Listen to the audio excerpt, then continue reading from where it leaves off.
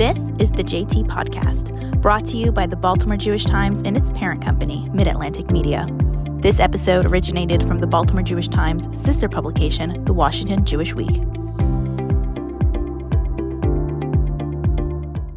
Welcome to the WJW Podcast. I'm your host, Aaron Trudler, editor of the Washington Jewish Week. I'm joined today by Dr. Clarence Jones. Dr. Jones is a longtime leader in the fight against hate and a staunch advocate for civil rights, who served as a strategic advisor, legal counsel, and speechwriter to Dr. Martin Luther King, Jr. from 1960 until Dr. King's assassination on April 4th, 1968.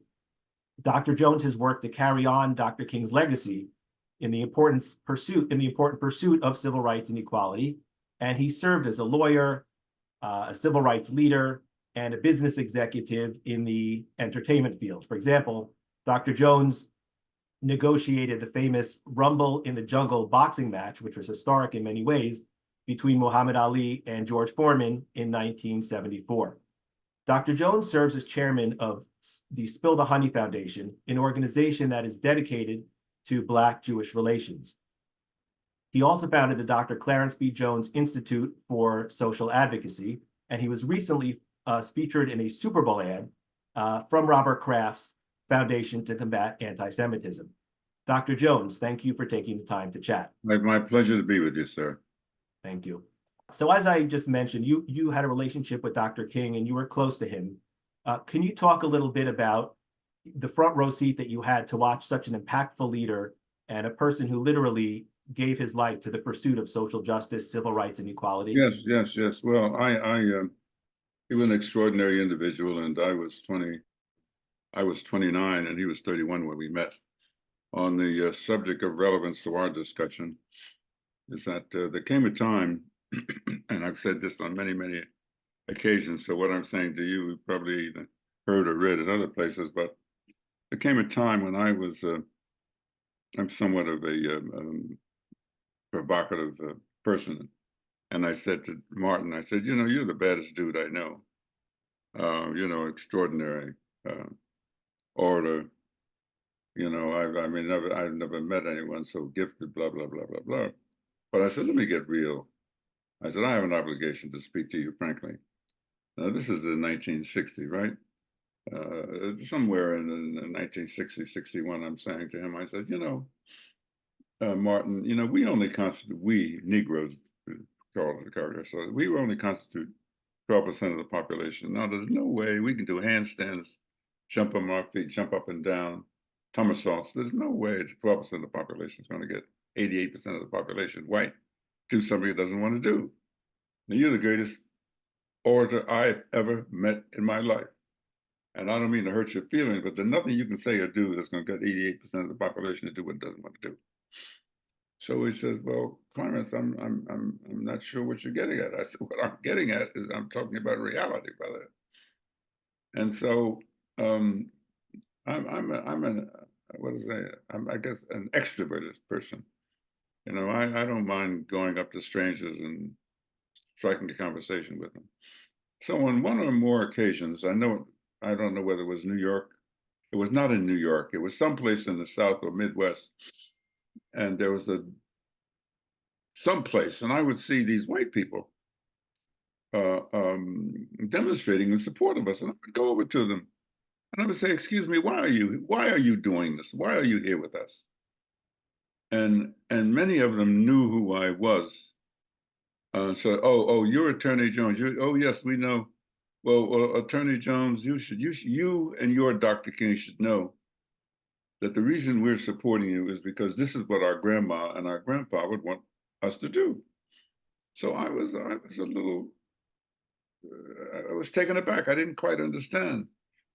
And I said, you see, Dr. Jones, I didn't say Dr. Jones, I said, you see, Attorney Jones, you and your Dr. King should know, you see, my grandpa and grandma, they died in the Holocaust.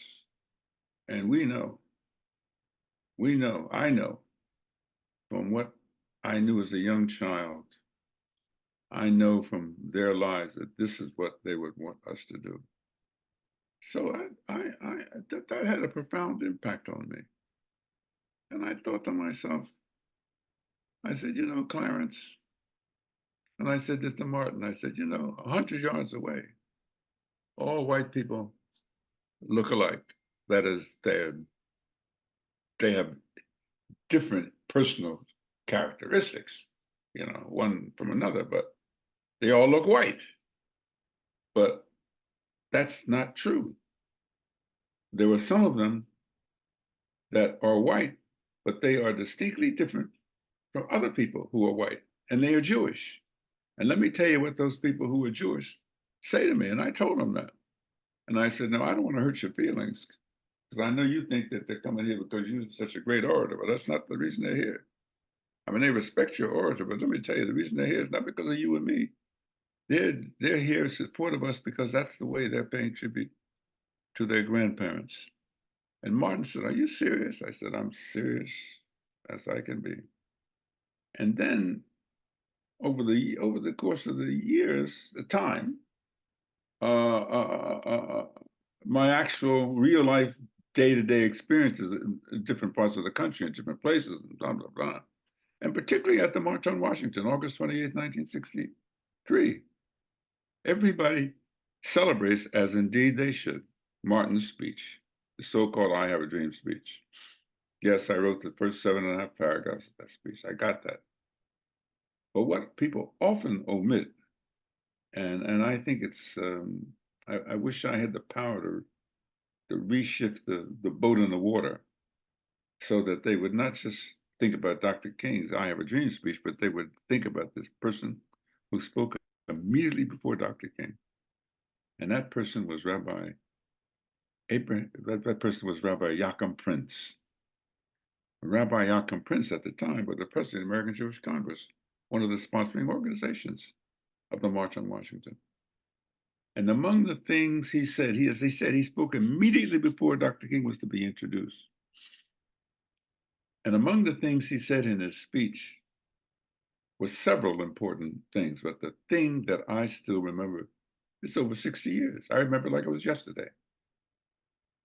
And he said, near the end of the speech, he says, when I was a rabbi in Germany under Adolf Hitler, I remember many things.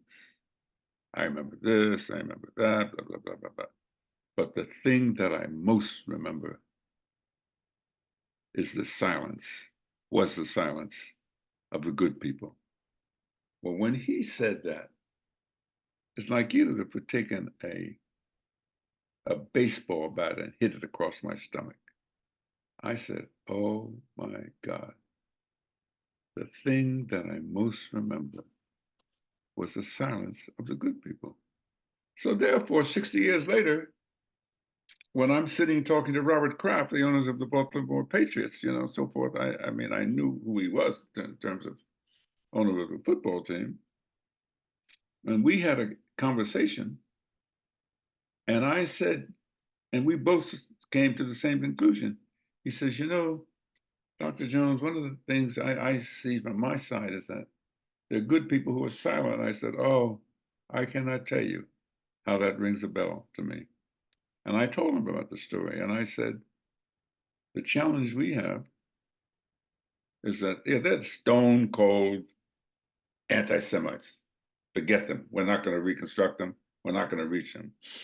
Forget about those people, But the persons we have to be most concerned about, the overwhelming majority of people.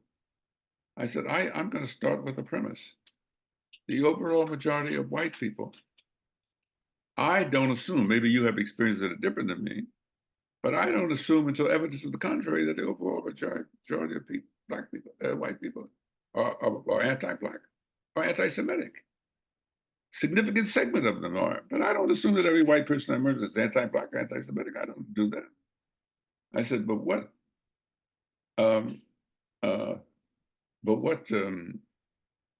we face, and Mr. Kraft, as you know, is the owner of the New England Patriots. I said, you're owner of a major football team that's broken my heart too many times. The games you've defeated some of my favorite teams. I said, what you have your finger on it. silence is our major problem. And I told him about the Rabbi Yaakov Prince.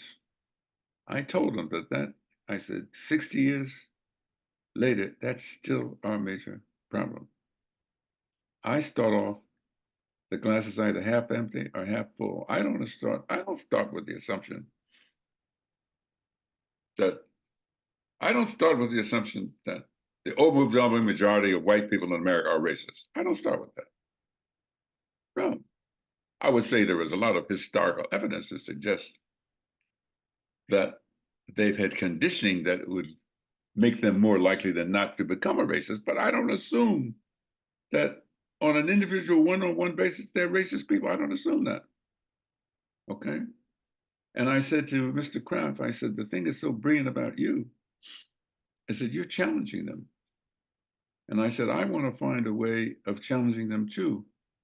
Because I said, I think that the Yaakov Prince, he was very perceptive. Yes, there are stone cold racist fascists in this country who hate Jews. I got that. But that doesn't define the majority of America. That does not define the majority of America. It regrettably defines a significant segment of America. I don't know how many that is, but that's just the reality. But the glass is either half full or half empty. And I believe the glass is half full. And I believe that you, Mr. Kraft, you've come up with you have the resources, and maybe working together, we can make a difference.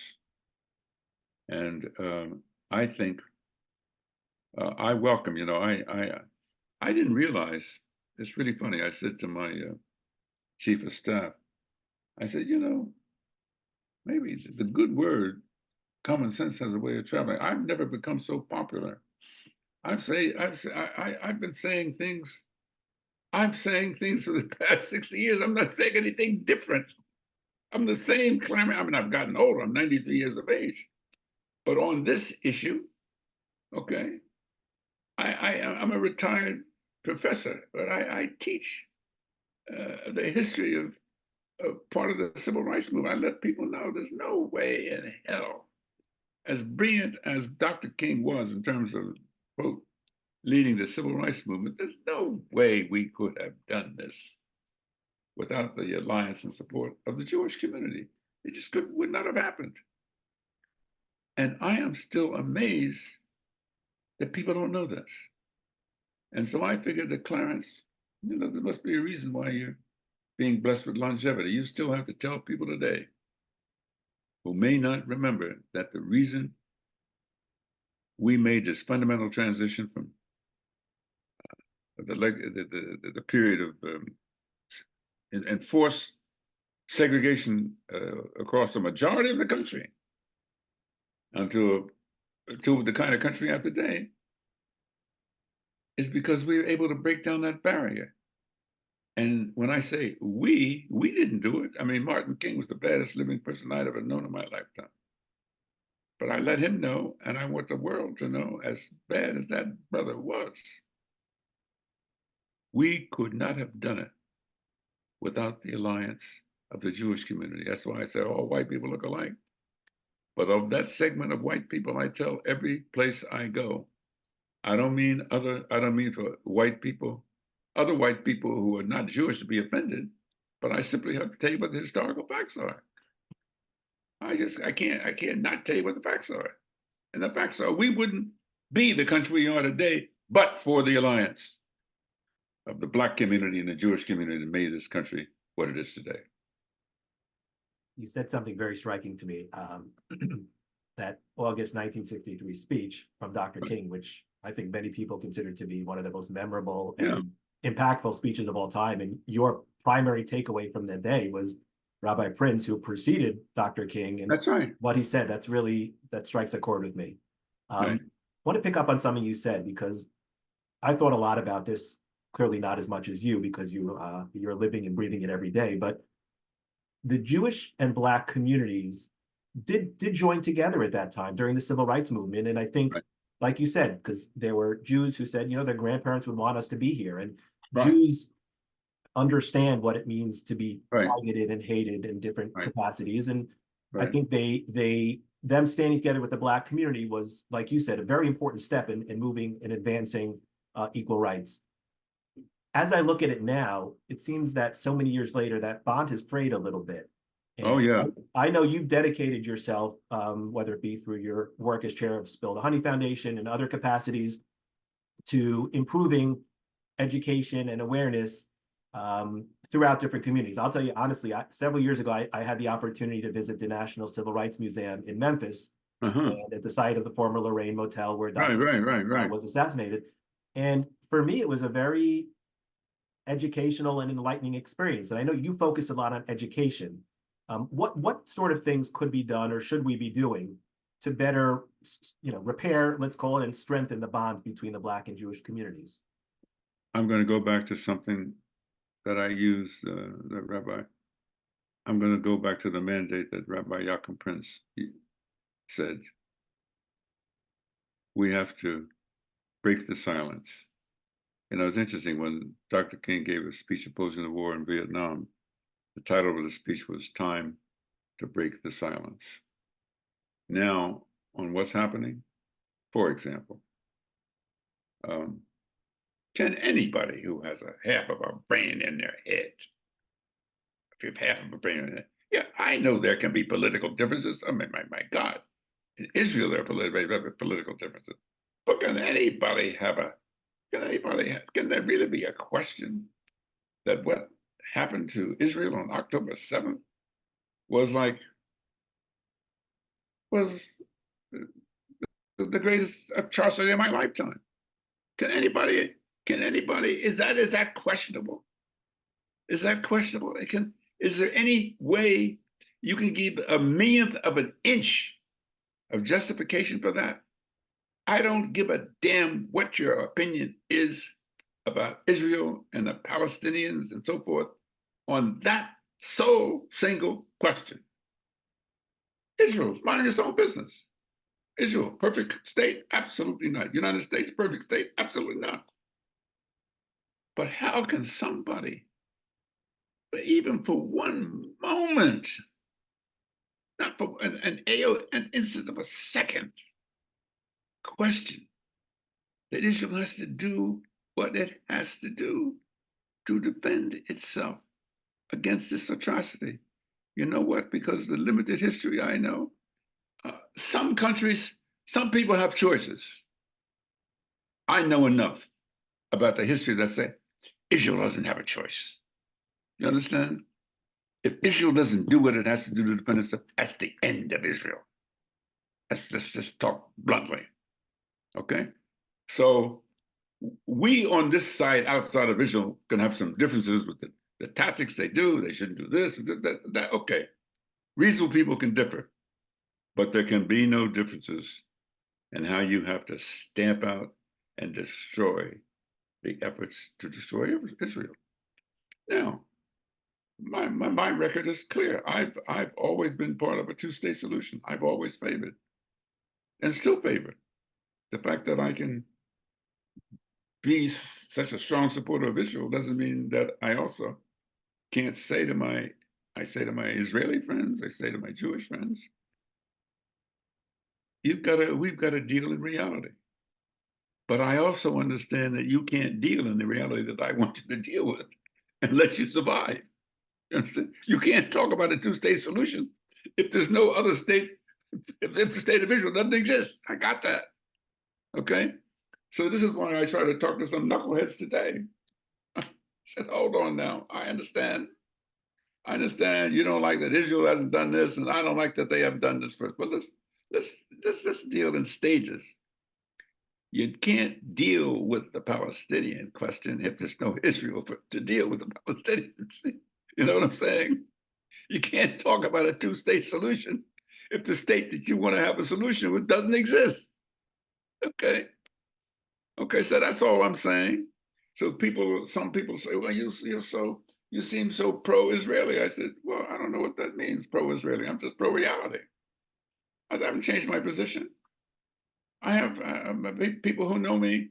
I will tell my Jewish friends, my Israeli friends, at the end of the day, you're not going to have any peace unless, in my opinion, you can disagree with me. You can say, we love you, Dr. Jones, but you don't know. So that's fine, fine. You ask my opinion, I will tell you that the long-term, the intermediate long-term solution, you got to find a way of existing with the Palestinians, but you cannot. And I am not urging anybody.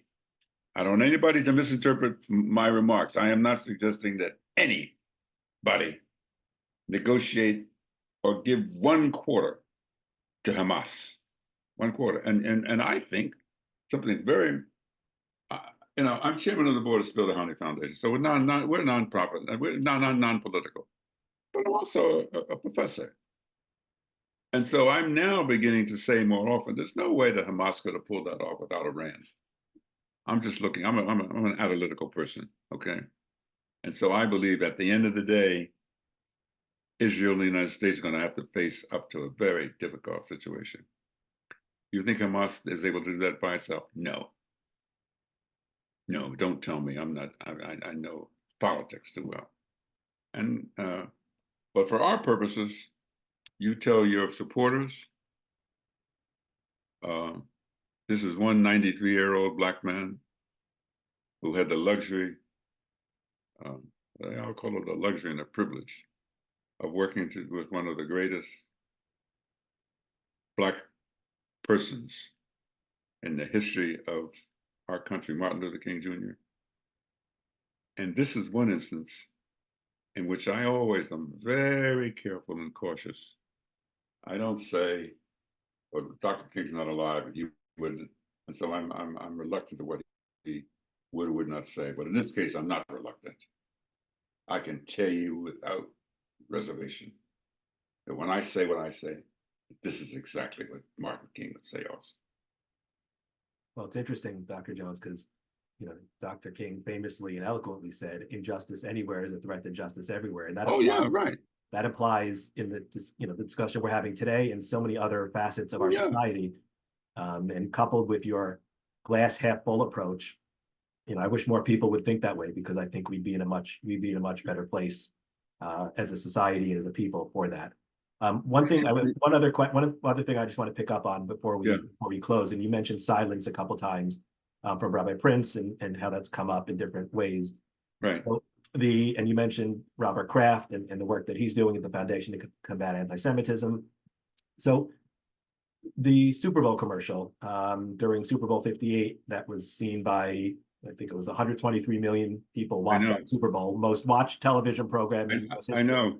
Imagine this old 93-year-old person. I can't walk down the street now. I have to sort of look out. Apparently everybody watches the Super Bowl. Yeah. Strangers come up to me and I said, "I saw you in a commercial." Right. Yeah. But that now famous commercial focused on anti-Semitism and the topic of how the silence of people's silence helps enables hate of others. That is correct. And it's a very poignant point. And I wonder what you think could be done. Obviously, the Super Bowl commercial is what it is, and you've become a celebrity, even though you were already one before. But the idea of remaining silent and just kind of sitting idly by, sitting on your hands while all these things are unfolding before our very eyes, you've just described the condition. You've just described the condition of immorality. Mm-hmm. What you've just described is the condition of immorality. If you remain silent, if you sit on your hands, if you do nothing in the obvious face of anti-Semitism, for example, today, if you do it in the face of racism, if you do it in the face of people who are homophobic, if you do it in the face of people who have problems with, I don't know, old people, whatever it is, okay? I mean, what are we talking about here? We're talking about a human race. I don't agree. Just because I advocate or support the right of a group to have the same rights as I have doesn't mean that I want to be a member of that group. I mean, some of my friends say to me, some of my Jewish friends of me, my Black friends of me say, "Clarence, you know what? You sound like you're Jewish." I said, "I guess I am." You know, I don't know how to put it any other way than my 93-year-old journey convinces me, and I thought I knew a lot until I recalled Rabbi Joachim Prince, and then until I encountered Robert Kraft of the New England Patriots. Independent of me, I only know Robert Kraft as a owner of a football team that broke my heart so many times, defeating teams that I suppose. So this is a bad dude. Robert Kraft, I don't know. I mean, I know more about him now than I did before, but he's had an independent journey that's brought him to a position that's similar to mine. And we never met until maybe 2 months ago. And he's come to the same conclusion as I have, that in the face of anti-Semitism, and he comes to the same conclusion with respect to racism, the crucial problem is silence. It's the silence of the good people that enables anti-Semitism to flourish. It's the silence of the good people that enables racism, anti-Blackness to flourish. And I'm saying, I look at it from the historical point of view. I take no quarter on this. I don't take a backseat to anybody. President, street sweeper. I know how we came to be the way we are today. How did that happen? Because of the alliance between what we were then called Negro, the alliance between the Negro and Jewish community enabled America to be what it is today. That is unchallengeable. That is historically beyond reproach. Dr. Jones, thank you so much for taking the time to chat. Really appreciate it. No, my honor, sir.